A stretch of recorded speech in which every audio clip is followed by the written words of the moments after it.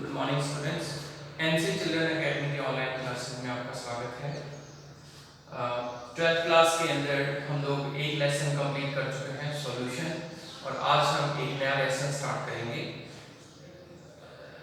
Lesson start करने से पहले मैं आपको कुछ बेसिक चीज़ें बता रहा हूँ, और वो ये हैं कि हमने 11th क्लास के अंदर केमिकल रिएक्शन के बारे में पढ़ा है। केमिकल रिएक्शंस जो है, वैसे भी अगर अपन डेली लाइफ के अंदर देखें तो हमारे लाइफ में होने वाली बहुत सी ऐसी चीज़ें जिनको हम डेली महसूस करते हैं, देखते हैं, वो केमिकल रिएक्शन ही हैं। तो वो केमिकल रिएक्शंस जो हैं, आपने देखा होगा कि कुछ केमिकल रिएक्शन ऐसी हैं जो बहुत फास्ट होती हैं, कुछ स्लो होती हैं। मैं आपको कुछ एग्जांपल्स बता रहा हूँ जिनके अंदर हम केमिकल रिएक्शन के बारे में बात करेंगे कि वो कैसे होती हैं। कैसे होने का मतलब कि वो किस स्पीड से होती हैं। तो जैसे देखिए, यहाँ मैं एक एग्जांपल लिखता हूँ NaOH प्लस HCl। तो ये आप जानते हैं बेस है कि एसिड है, दोनों को जब अपन मिलाएंगे तो NaCl बन जाएगा और H2O बन जाएगा। ठीक है। अब इस रिएक्शन को होने में बहुत ही कम टाइम लगता है।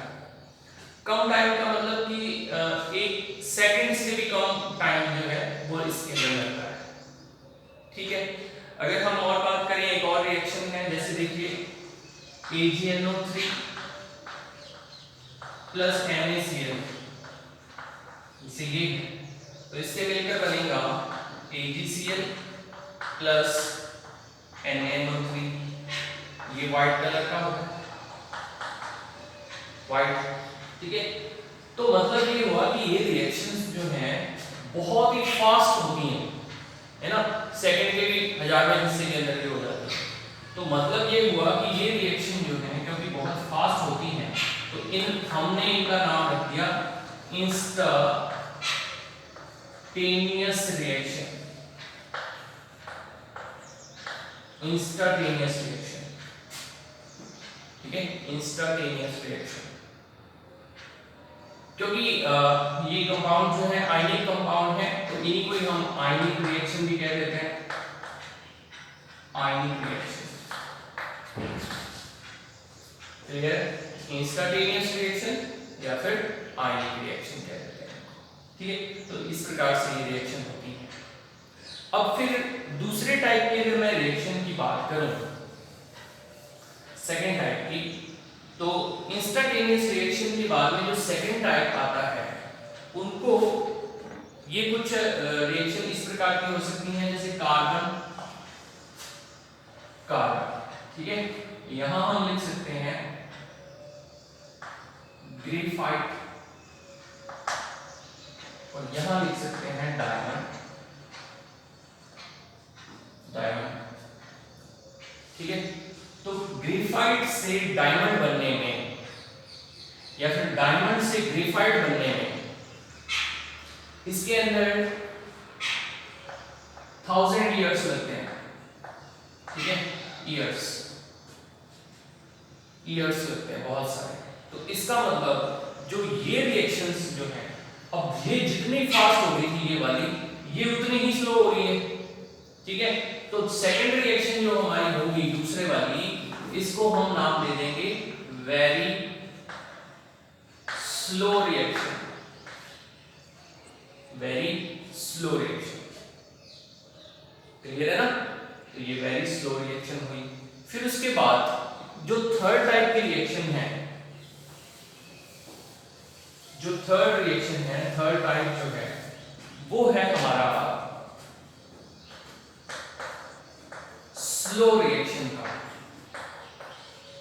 स्लो रिएक्शन, अब स्लो रिएक्शन कौन सी होती है? स्लो रिएक्शन वो होती हैं जो कुछ घंटों में, कुछ आवर्स में या फिर कुछ दिनों में कंप्लीट होती है। ठीक है। जैसे हमने एक रिएक्शन लिखी CH3COOH प्लस C2H5OH, तो ये घंटों में नहीं मिनटों में हो जाती है ना, इसमें कुछ टाइम लगता है।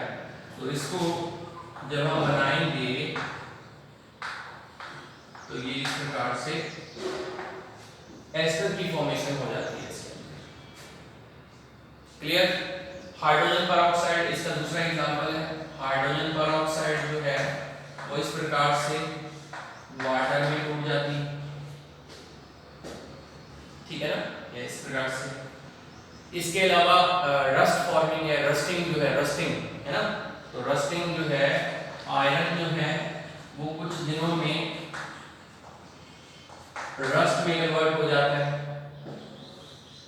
तो बेसिकली मैंने आपको 3 रिएक्शन बताए हैं। फर्स्ट इंस्टेंटेनियस रिएक्शन, सेकंड जो थी वेरी स्लो रिएक्शन, और थर्ड जो है स्लो रिएक्शन। अब आपने एक सवाल सोचना है कि भी ये जो है इसको स्लो क्यों कहा जाता है, ये वेरी स्लो क्यों है? तो सीधा आंसर ये आएगा कि इसमें टाइम ज्यादा लगता है। तो टाइम तो लग रहा है, लेकिन टाइम किस चीज के अंदर लग रहा है? तो देखिए ये रिएक्टेंट है और ये है प्रोडक्ट। इन सब के अंदर ऐसे ही है, रिएक्टेंट और जो है प्रोडक्ट जो है आपस में चेंज होते हैं। तो रिएक्टेंट जब प्रोडक्ट में बदलता है तो उस रिएक्टेंट को प्रोडक्ट में बदलने में टाइम लगता है। अगर वो टाइम रिएक्टेंट को प्रोडक्ट में बदलने में टाइम ज्यादा लग रहा है, बहुत ज्यादा साल लगते हैं, तो हम कहेंगे वेरी स्लो रिएक्शन। अगर वो कुछ मिनटों में, कुछ घंटों में या कुछ दिनों में हो रही है तो फिर हम उसको स्लो रिएक्शन कहेंगे। और अगर रिएक्टेंट जो है वो प्रोडक्ट में सेकंड के भी कुछ हजारवें हिस्से में कन्वर्ट हो जाता है कम टाइम में, तो फिर हम उसको इंस्टेंटेनियस रिएक्शन कहेंगे। क्लियर है? और अब यहां से एक डेफिनेशन बनती है भाई। क्या डेफिनेशन बनती है? कि केमिस्ट्री की वो ब्रांच जिसके अंदर रिएक्शन के रेट को स्टडी किया जाता है। रेट का मतलब यहां स्पीड है, ठीक है, speed. The branch of chemistry in which we are study about the rate of reaction and the factor of affecting rate of reaction is called chemical kinetics, is called chemical kinetics।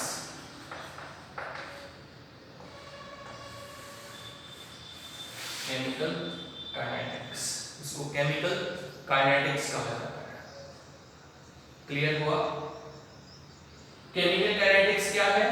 Chemistry की वो branch है जिसमें chemical reaction के rate को study किया जाता है और उस रेट को कौन कौन से फैक्टर अफेक्ट करते हैं उनके बारे में स्टडी किया जाता है। तो इनको, इस ब्रांच को क्या कहा जाता है? केमिकल काइनेटिक्स कहा जाता है। और हमारा जो नया लेसन है वो है केमिकल काइनेटिक्स। अब हम आज से केमिकल काइनेटिक्स के बारे में पढ़ेंगे। इस टॉपिक के बारे में मैं आपको बता दूं थोड़ा सा, अगर एग्जाम के पॉइंट ऑफ व्यू से, तो इस टॉपिक में से आपको एक न्यूमेरिकल आएगा ही आएगा, ठीक है। न्यूमेरिकल आएगा तो हमने ये ध्यान रखना है कि जब हम इसको पढ़ेंगे ना तो हमने न्यूमेरिकल एस्पेक्ट से इसको ज्यादा डीप पढ़ना है, ताकि अगर इसमें से न्यूमेरिकल आता है तो वो हमारा गलत ना हो, ठीक है ना। तो न्यूमेरिकल इसमें से हमने पढ़ने हैं।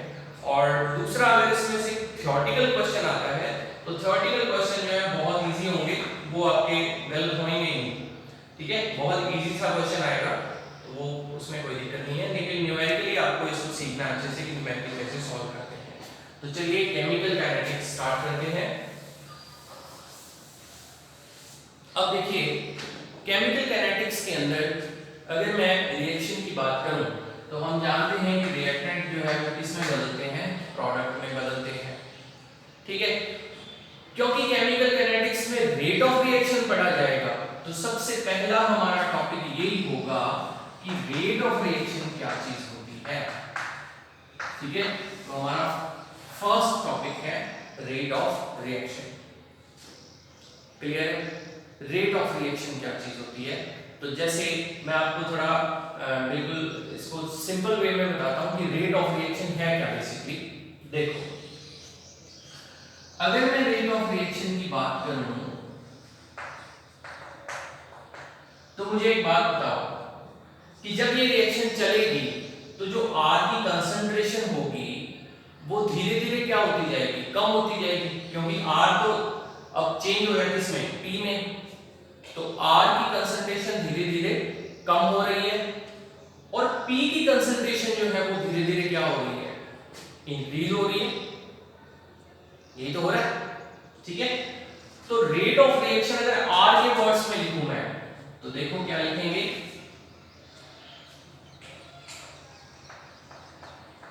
Decreasing in concentration of R, ठीक है, और उसमें कोई टाइम लगा है, ठीक है, टाइम टेकन, ठीक। R की कंसंट्रेशन में कमी हो रही है और उस कमी में कितना टाइम लग रहा है, इन दोनों का जो रेशियो होगा वो क्या होगा, रेट ऑफ रिएक्शन होगा।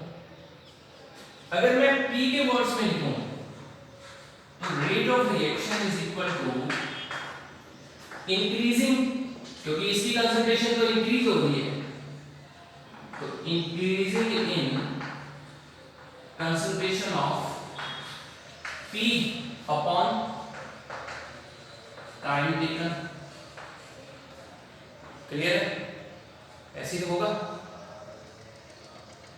ठीक।